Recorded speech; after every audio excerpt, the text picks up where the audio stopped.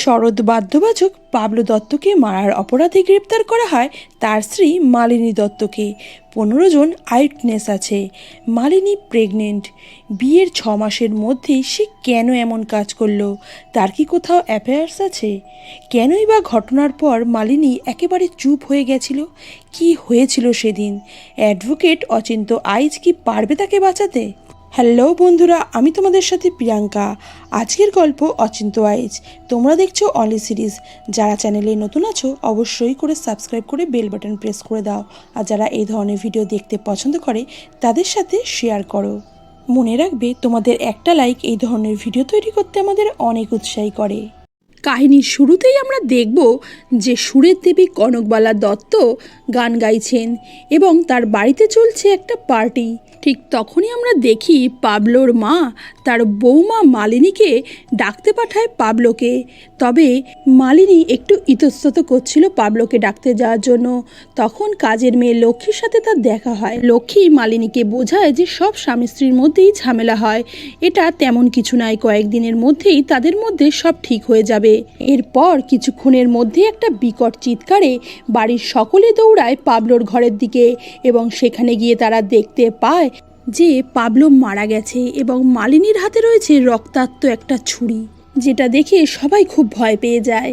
কাহিনী শিফট হয় অচিন্ত আইচের কাছে, যে কিনা ছোটখাটো কেস লড়তেই অভ্যস্ত।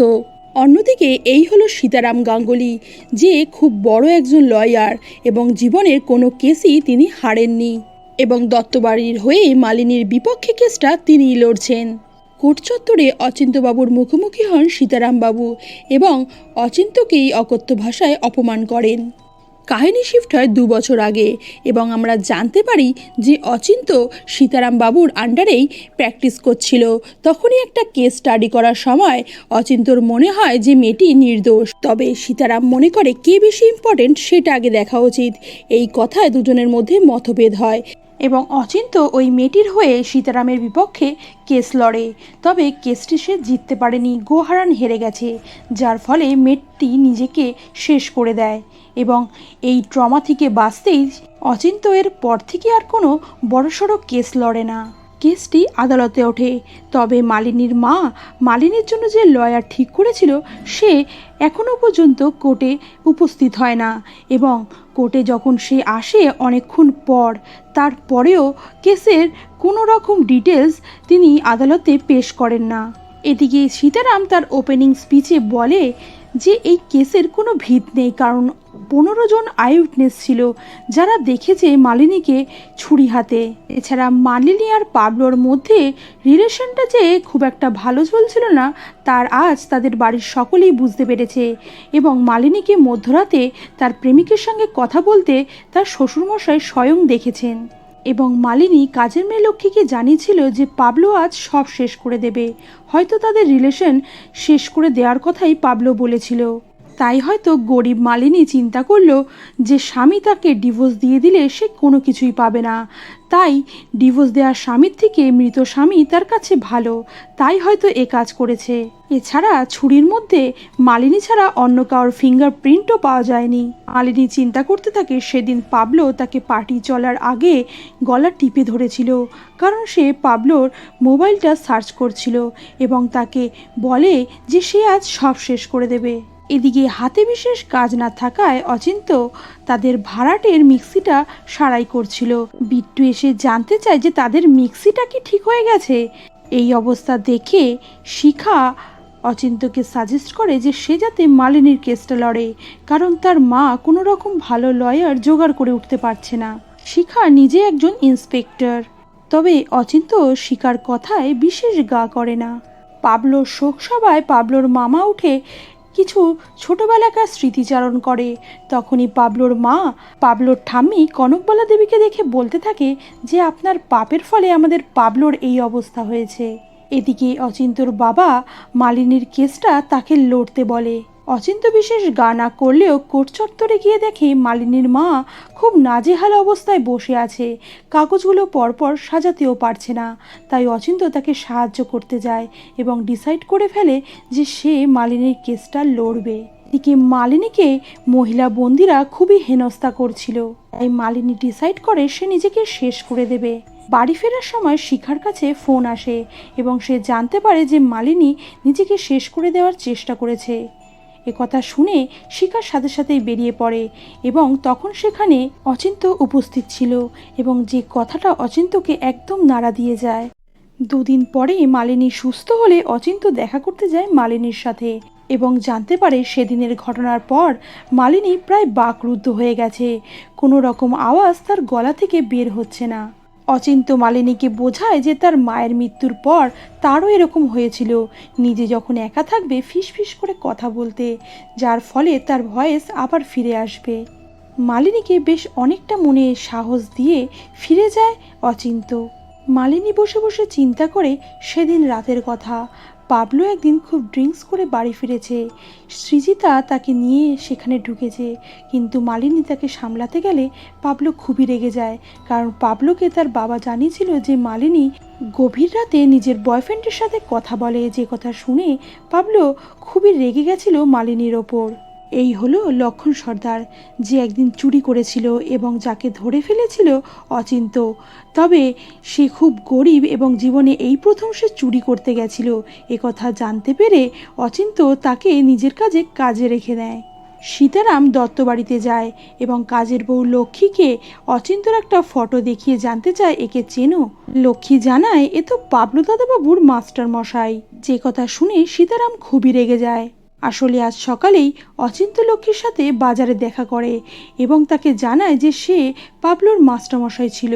কথায় কথায় জেনে নেয় যে সৃজিতার সাথে পাবলোর অ্যাফেয়ার চলছিল। তবে মালিনী পাবলোকে খুবই ভালোবাসতো এবং তাদের রিলেশনটা ঠিক করার জন্য অনেক জায়গায় মানতও করেছিল।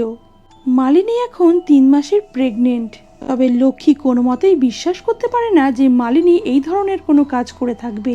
বাজারে যখন লক্ষ্মীর সাথে অচিন্ত কথা বলছিল তখনই সীতারামের এক লোক দেখে ফেলে তাদের দুজনকে কথা বলতে এবং সীতারামকে সবটা জানিয়ে দেয়, যার ফলে সীতারাম লক্ষ্মীকে এসে খুবই ধমকে যায় যে বাড়ির কোনো কথা যেন সে বাইরে কারো কাছে না বলে।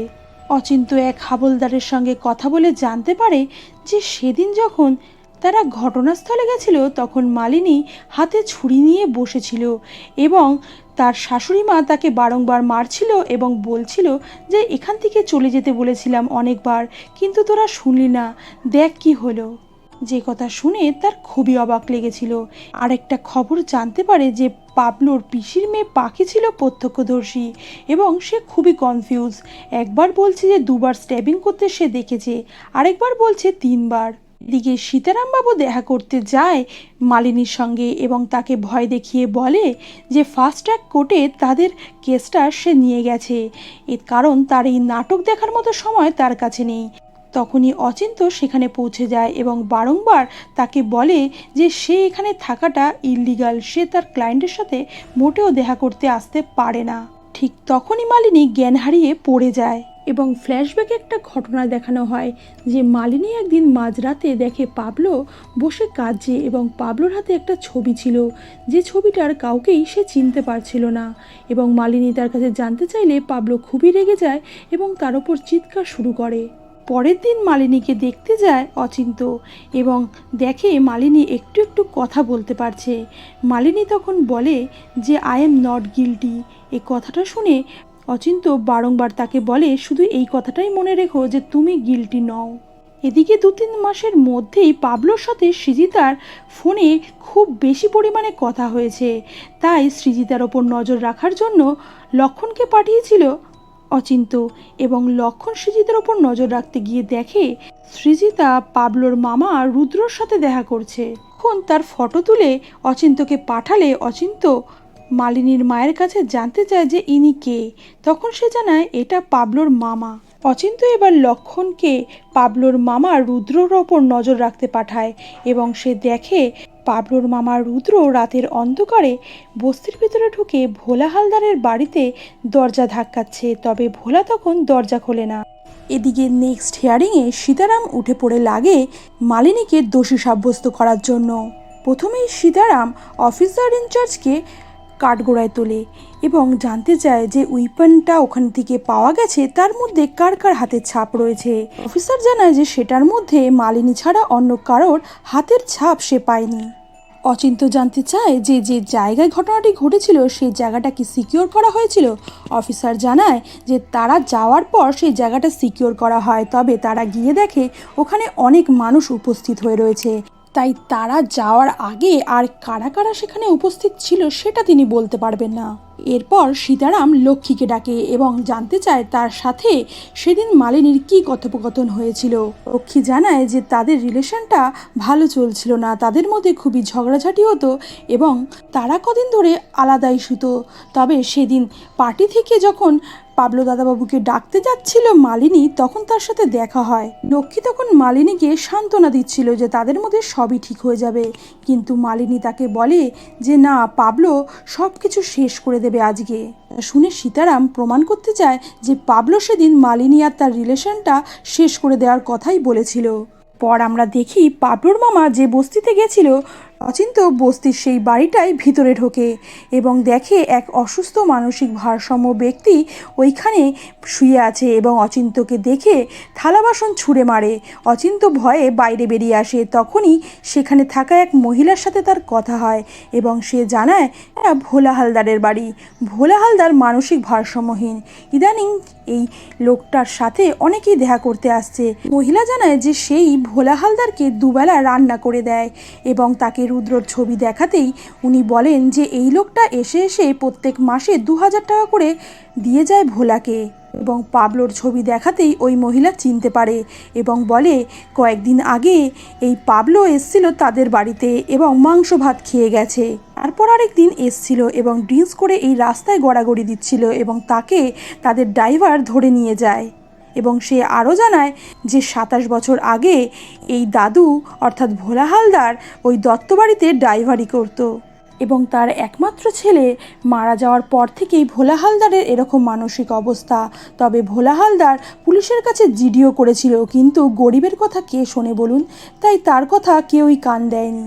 জিডির কথা জানতে পেরে অচিন্ত সোজা যায় অফিসার কাছে এবং ওই জিডিটা দেখার একটা আগ্রহ প্রকাশ করে। তবে ওই অফিসার বলে যে যার জিডি তার কনসার্ন ছাড়া এটা কিছুতেই সম্ভব নয় এবং অচিন্তকে ফিরিয়ে দেয়। অচিন্ত চলে যাওয়ার পর ওই অফিসার সীতারামকে ফোন করে সবটা জানায়। কনকবালা দেবীর বড় ছেলে দেবনাথ বারবার সীতারামকে সাবধান করে যে তাদের বাড়ির পুরনো কোনো ঘটনা যেন আদালতে উত্থাপিত না হয়। এদিকে অচিন্ত মালিনীর সাথে দেখা করতে গেলে মালিনী কিছু কথা লিখে রাখে এবং অচিন্তকে পড়তে দিলে অচিন্ত জানতে পারে মালিনী 1 সপ্তাহের জন্য বাপের বাড়িতে গেছিল এবং পাবলোর জন্মদিনের আগের দিনই সে সারপ্রাইজ দেবে বলে ফিরে আসে। কিন্তু তখন পাবলো কারোর সাথে ফোনে কথা বলছিল। ফোনটা সৃজিতাকে করছিল এবং বারংবার জানতে চেয়েছিল যে সৃজিতা সেই কথাটা কিভাবে জানে। তখনই মালিনী সারপ্রাইজ দিতে গেলে পাবলো খুবই রেগে যায় এবং বলে যে সবাই মিলে আমাকে সারপ্রাইজ দিতে চাইছে, তবে আমি সারপ্রাইজ একদমই পছন্দ করি না। পাবলোর এই ধরনের বিহেভিয়ার দেখে মালিনী খুবই ভয় পেয়ে যায় এবং রাতে মায়ের সাথে কথা বলে এবং হয়তো তখনই তার শ্বশুরমশাই তাকে দেখে ফেলেন এবং তাকে ভুল সন্দেহ করেন। একদিন কোর্টে উইটনেস বক্সে ডাকা হয় পাবলোর পিসির মেয়ে পাখিকে। পাখি জানায় সেদিনকে সে পাবলোর রুমের সামনে দিয়ে যাচ্ছিল, তখন সে দেখে তাদের দুজনের মধ্যে ঝামেলা হচ্ছে। সৃজিতার নাম তারা উল্লেখ করে এবং তারপরেই পাবলোকে আঘাত করে মালিনী। একথা শুনে অচিন্ত জানতে চায় যে সে তার দাদাকে কেন বাঁচাতে চায়নি। কি হকচকিয়ে বলে দেয় যে সে যখন যাচ্ছিল তখন পাবলো অলরেডি মারা গেছে। একথা শুনে খুবই অবাক হয় এবং তাতে করা বয়ানটা দেখায় কোর্টের কাছে, যেখানে সে বলেছে 3 বার স্ট্যাবিং করতে সে দেখেছে, কিন্তু ভয়ের চোটে পাখি আজ বলে ফেলে সে স্ট্যাবিং করতে দেখেনি, শুধুমাত্র লিনির হাতে সেই ছুরিটা সে দেখেছিল। কিন্তু আদালতের কাছে জানায় যে আই উইটনেসদের এরকম ভুলভাল কথার জন্য অনেক মানুষ বেকসুর হলেও তারা সাজা পেয়ে যান। কোর্ট এই দিকটা খতিয়ে দেখুন। এরপর আমরা দেখি ইলেকট্রিক সাপ্লাইয়ের লোক সেজে রাতের দিকে লক্ষণ যায় পুলিশ স্টেশনে তাদের কোনো একটা ইলেকট্রিকের কাজ করতে এবং সবার অলক্ষ্যেই সেখান থেকে জিডিটা নিয়ে সে পালায়। এটা ছিল ভোলা হালদারের করা 28 বছর আগেকার জিডি। তবে অচিন্ত সেখান থেকে পালানোর আগেই খবরটা চলে গেছিল সীতারামের কাছে এবং কিছু লোক অচিন্তকে ফলো করছে। তবে অচিন্ত সেটা লক্ষ্য করে অটোর থেকে নেমে পড়ে এবং জিডিটা পাঠিয়ে দেয় লক্ষণের সাথে। অচিন্তকে একা পেয়ে ওই লোকগুলো অচিন্তর ওপরে হামলা করে। অচিন্তকে আহত করে তারা সেখান থেকে পালায়, তবে তার কাছে কোনো জিডি তারা উদ্ধার করতে পারে না। অচিন্তকে নার্সিংহোমে ভর্তি করানো হলে অচিন্ত অনেকটাই সুস্থ বোধ করে। ঠিক তখনই সীতারাম সেখানে চলে আসে এবং সকলকে বাইরে বের করে দেয়। তারপরে অচিন্তর কাছে সেই জিডির কথা উল্লেখ করে, জিডিটা কোথায় আছে জানতে চায়, কিন্তু অচিন্ত কোনো কথাই তার কাছে বলে না এবং বাড়িতে গিয়ে দেখে যে পুলিশ তাদের বাড়ি সার্চ করছে, সেই জিডিটা খুঁজছে, তবে কোনো জিডি তারা উদ্ধার করতে পারে না। নেক্সট হিয়ারিং শুরু হয়। অচিন্ত আদালতে জমা দেয় সৃজিতা আর পাবলোর কল লিস্ট, যেখানে দেখা যায় 2 মাস ধরে সৃজিতা এবং পাবলোর মধ্যে অনেক বারই কথা হয়েছে। অচিন্ত আদালতে জানায় যে সৃজিতার সঙ্গে পাবলোর আগে একটা রিলেশন ছিল, তবে পাবলো সেটা থেকে বেরিয়ে আসার পর বিয়ে করে মালিনীকে, যেটা সৃজিতা কখনোই মেনে নিতে পারেনি এবং আরও একবার কাছাকাছি আসতে চেয়েছিল পাবলোর। এদিকে বিয়ের কয়েক মাসের মধ্যেই স্বামীর আচরণ আমূল পরিবর্তন দেখে ভয় পেয়ে যায় মালিনী এবং মালিনী সৃজিতার সাহায্য নেয়ার জন্য তার সাথে দেখা করে। তবে সৃজিতা তাকে বলে যদি পাবলোকে সে আগের মতো দেখতে চায় তাহলে পাবলোকে ছেড়ে দিতে হবে, যেটা মালিনী মেনে নিতে পারেনি। এদিকে কোর্টে দত্তবাড়ির ভিতরকার খবর সব জানাজানি হয়ে যাচ্ছিল, যার ফলে দেবনাথবাবু একটু চিন্তায় ছিলেন। এদিকে আমরা দেখি লক্ষণ ভোলা হালদারের বাড়িতে গিয়ে তার হেয়ার নেয় স্যাম্পেলের জন্য। নেক্সট হিয়ারিংয়ে যাওয়ার সময় অচিন্ত বিট্টুর কাছে তার ম্যাথ কপিটা চায় এবং যার ভেতরে রাখা ছিল সেই জিডিটা। অচিন্ত আজ প্রথমেই ডাকে দেবনাথবাবুকে এবং জানতে চান তারা ভাই বোন। দেবনাথবাবু জানায় যে তারা 4 ভাই বোন। তিনি বড় দেবনাথ, তারপরে আছে সোমনাথ এবং তার আরও 2 বোন আছে বীণা আর ইরা। ইরা 27 বছর আগে মারা গেছে। তবে কিভাবে ইরা মারা গেছে সেটা জানতে চাইলে তিনি একটু রেগে যান। অচিন্ত এবার জানতে চায় যে তিনি কি অসিত হালদারকে চেনেন। একথা শুনে দেবনাথ কোনো উত্তর দিতে চায় না। তখন অচিন্ত সেই জিডিটা বের করে। এই জিডিটা 28 বছর আগের, অসিতের বাবা ভোলা হালদারের। আসলে ভোলা হালদার দত্তবাড়িতে ড্রাইভার ছিল এবং তার ছেলে অসিত আর দত্তবাড়ির মেয়ে ইরার মধ্যে একটা প্রণয় সম্পর্ক গড়ে ওঠে। ইরা সেদিন ভোলার বাড়িতে এসে সবটা জানায় এবং বলে তারা দুজন একসাথে থাকতে চায়, কিন্তু ভোলা বলে আগে মা ঠাকুরানের আশীর্বাদ তোমাদের নিতে হবে, তারপরেই যা ঘটবে সেটা দেখা যাবে। কথা শুনে ইরা প্রথমে রাজি না হলেও এক প্রকার জোর করেই ভোলা তাদের বাড়িতে ফেরত পাঠায়।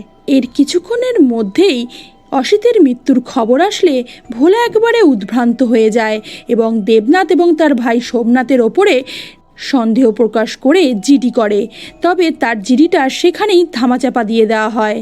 এরপরই মানসিকভাবে উদ্ভ্রান্ত হয়ে যায় ভোলা হালদার। আস্তে আস্তে যখন ঐতিহ্যবাহী দত্ত পরিবারের পুরনো কেচ্চা কাহিনী সামনে আসতে থাকে, কোর্ট অর্ডার দেয় যে সকলকে বাইরে যেতে হবে। দত্তবাড়ির কাছের লোকেরা বাদে সবাইকেই বাইরে বের করে দেওয়া হয়। এরপরেই অচিন্ত ডাকে পাবলো দত্তের মা অভয়া দত্তকে এবং জানতে চায় তার এবং তার হাজবেন্ডের কি ইউকে সিটিজেনশিপ নেওয়া আছে। কথা শুনে অভয়া দেবী হকচকিয়ে যায় এবং একে একে বেরিয়ে আসে দত্তবাড়ির কিছু পুরনো ঘটনা। তের মৃত্যুর পর তারা জানতে পারে যে ইরা প্রেগনেন্ট এবং বাচ্চাটা নষ্ট করতে পারবে না, তাহলে ইরার ক্ষতি হয়ে যাবে। তাই তারা ইরাকে নিয়ে চলে যায় ইউকেতে এবং সেখানেই ইরা জন্ম দেয় পাবলোর। নিঃসন্তান অভয়া দেবী পাবলোকে নিজের সন্তানের মতোই মানুষ করে। তবে ইরা মারা যাওয়ার আগে অভয়া দেবীকে বলে গেছিল যে ভোলা হালদারের দেখাশোনা করতে, তাই প্রতি মাসে তার ভাইয়ের হাত দিয়ে 2000 টাকা করে পাঠাতো। এরপর সৃজিতাকে আরেকবার ডাকে এবং জিজ্ঞাসা করে যে পাবলোকে সে কেন তার জন্মবৃত্তান্ত বলেছে এবং সেই বা কোথা থেকে জানলো।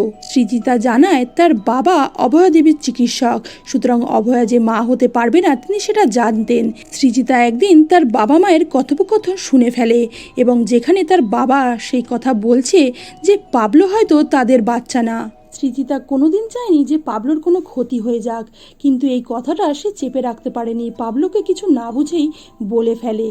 পর থেকেই পাবলো উদ্ভ্রান্তের মতো সত্যি খুঁজতে লেগে পড়ে এবং সে জেনেও যায় যে তার মা ইরা এবং তার দাদু পাগলের মতো জীবনযাপন করছে। তাই নিজের সত্যিটা সে সবাইকে বলে দিতে চাইছিল পার্টির দিন। তা পাবলোকে শান্ত করিয়ে বাইরে যায় কিছু গেস্টদের রিসিভ করার জন্য, কিন্তু এর কিছুক্ষণ পরেই সে জানতে পারে পাবলোকে মেরে ফেলা হয়েছে। আসলে পাবলো চেয়েছিল যে তার দাদু ভাই ভোলা হালদারকে এখানে নিয়ে আসতে এবং তার আনন্দটা তার সাথে শেয়ার করতে। ঘটনা যখন একে একে কোর্টে উত্থাপিত হচ্ছে, ঠিক তখনই দেবনাথ উঠে দাঁড়িয়ে বলে যে আমি পাবলোকে মেরেছি। শুনে সীতারাম খুবই অবাক হয়ে যায় এবং দেবনাথকে থামাতে চাইলে কোর্ট তাদের চুপ করতে বলে এবং কনফেস করতে বলে। তখনই কিন্তু দেবনাথকে নয়, কনকবালা দেবীকে উপস্থিত হতে কোর্টের কাছে আর্জি জানায় এবং কোর্টের তৎপরতায় কনকবালা দেবী হাজির হয় কোর্টে। এখনই পার্টির ভিডিওটা আবার চালানো হয় এবং দেখা যায় যে কনকবালা দেবীর সাদা জুতোর মধ্যে রক্তের ছাপ। অচিন্ত বলে পার্টিতে আসার তৎপরতায় হয়তো কনকবালা দেবী নিজের জুতোটা চেঞ্জ করতে পারেননি। এ সবাই জানে যে বাদ্যযন্ত্র পরিষ্কার করার সময় দেবনাথ নিজের হাতে গ্লাভসটা পরেছিল। এরপর অচিন্ত কোর্টে একটি ডিএনএ রিপোর্ট পেশ করে, যেটা ছিল ভোলা হালদার এবং মালিনীর গর্ভস্থ সন্তানের, যেটা পুরোপুরি ম্যাচ করে যায়, যার ফলে বোঝাই যায় যে পাবলো ভোলা হালদারের নাতি। এরপর কাহিনী ফ্ল্যাশব্যাকে যায় এবং দেখানো হয় যে সেদিন পার্টির আগে তখনই পাবলো তার ঠাম্মিকে সবটা জানায়, বলে সে জানে যে সে ইরার সন্তান এবং একটা পুরনো ছবি দেখায় যেটার মধ্যে তার বাবা মার সাথে তার ঠাকুরদাও রয়েছে। পাবলো তার ঠাম্মিকে জানায় যে আজ পার্টিতে সে সবটা জানিয়ে দেবে। একথা শুনে কনক দেবী খুবই বিরক্ত হয় এবং ওই ছবিটা পুড়িয়ে ফেলে। তারপরেই পাবলোকে সামনে পড়ে থাকা ছুরি দিয়ে আঘাত করে, যার ফলে পাবলো মারা যায় এবং কনকবালা দেবী ফোন করে ডাকে তার বড় ছেলে দেবনাথকে। দেবনাথ এসে প্রথমেই ছুরি থেকে তার মায়ের হাতের ছাপ মিটিয়ে দেয়। যেহেতু দেবনাথ হাতে গ্লাভস পরেছিল তাই ছুরিতে তার হাতের ছাপও ওঠে না এবং তারপরেই নিজের মাকে নিয়ে সেখান থেকে বেরিয়ে যায়। এরপরেই মালিনী যখন ঘরে ঢোকে তখন পাবলোকে ওইভাবে পড়ে থাকতে দেখে কিছু না বুঝেই ছুরিটা তার বুকের থেকে টেনে বার করে এবং পাখি তাকে দেখে ফেলে। এরপর 28 বছর আগেকার ঘটনা ফ্ল্যাশব্যাকে দেখানো হয়। যখন অসিত আর ইরা কনকবালা দেবীর কাছে নিজেদের বিয়ের কথা জানান, তখন কনকবালা দেবী খুবই বিরক্ত হন এবং সিঁড়ি থেকে ধাক্কা মেরে ফেলে দেন অসিতকে, যার ফলে অসিত মারা যায়। এই সমস্ত ঘটনা একে একে কোর্টে উত্থাপিত হলে কনকবালা দেবী বলেন দত্তবাড়ি একটা ঐতিহ্য, সেই ঐতিহ্য বজায় রাখতে এমন অনেক কাজই তাকে করতে হয়েছে যেগুলো তিনি মন থেকে হয়তো কোনো দিনই মেনে নিতে পারেননি। অচিন্ত বলে ঠাকুমা, এই কথাটা ঠাকুর আর মা দুটো শব্দের সমন্বয়ে গঠিত, যেই শব্দটা শিশুদের কাছে একটা আস্থা, একটা ভরসাস্থল। সেখানে পাবলোকে তার ঠাকুমা নিজের হাতে মৃত্যুর মুখে ঠেলে দিয়েছে। আদালতের কাছে তাই দোষীর কঠোরতম শাস্তি দাবি করছি। পর মালিনী দত্তকে কোর্ট বেকসুর খালাস করে এবং কনকবালা দত্তকে যাবজ্জীবন কারাদণ্ডে দণ্ডিত করে এবং তার সাহায্য করার জন্য দেবনাথ দত্তকে 10 বছরের সশ্রম কারাদণ্ড দণ্ডিত করে। কেসটা অচিন্ত জিতে যাওয়ার পর সীতারাম নিজে এসে তাকে কংগ্রেচুলেশন জানায়। পর আমরা দেখি অচিন্ত নিজের জন্য বেশ পাকাপাকি একটা ব্যবস্থা করে ফেলেছে। ঠিক তখনই একটা মহিলা কণ্ঠস্বর ভেসে আসে এবং আমরা জানতে পারি যে ওই মহিলা নিজের কোনো কেসের জন্য অচিন্তর কাছে এসেছে। আর এরই সাথে আজকের পর্ব শেষ হয়। ভিডিওটির শেষ সমাপনে যেরকম মনে হলো হয়তো সিজন 2 খুব তাড়াতাড়ি চলে আসবে।